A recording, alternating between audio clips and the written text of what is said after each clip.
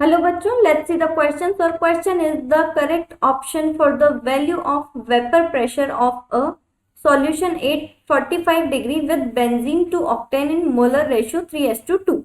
ठीक है, तो हमें बोला गया है यहाँ पर हमें बोला गया है कि जो वैल्यू होगी वेपर प्रेशर की सॉल्यूशन के लिए कितने पे 45 डिग्री पर बेंजीन से ऑक्टेन के लिए जो मोलर रेशियो है वो हमें दिया गया है 3:2.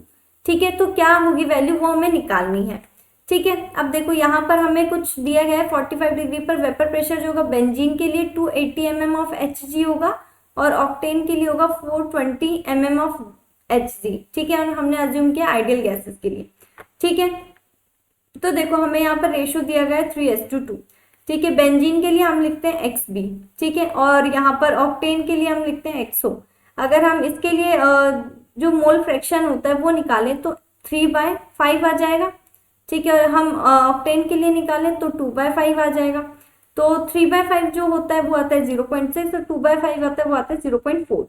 ठीक है, अब देखो अब यहाँ पर जो है अगर आगे बात करें हमें यहाँ पर निकालना है क्या वेपर प्रेशर. ठीक है, तो अगर अकॉर्डिंग टू अपन राउल्स लॉ के अकॉर्डिंग बात करें तो देखो क्या होता है यहाँ पर pressure equal to X B P naught B. Benzene के लिए लिख दिया पहले plus X O P naught ओ.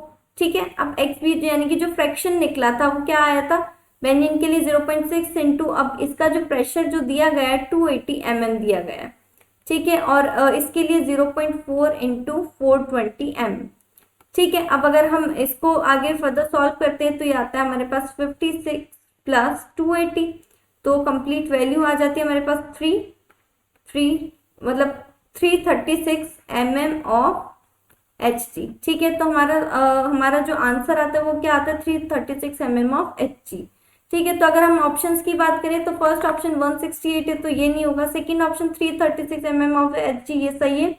देन 350 ये नहीं होगा. देन 160 भी नहीं होगा. तो ऑप्शन बी जो होगा हमारा करेक्ट आंसर होगा.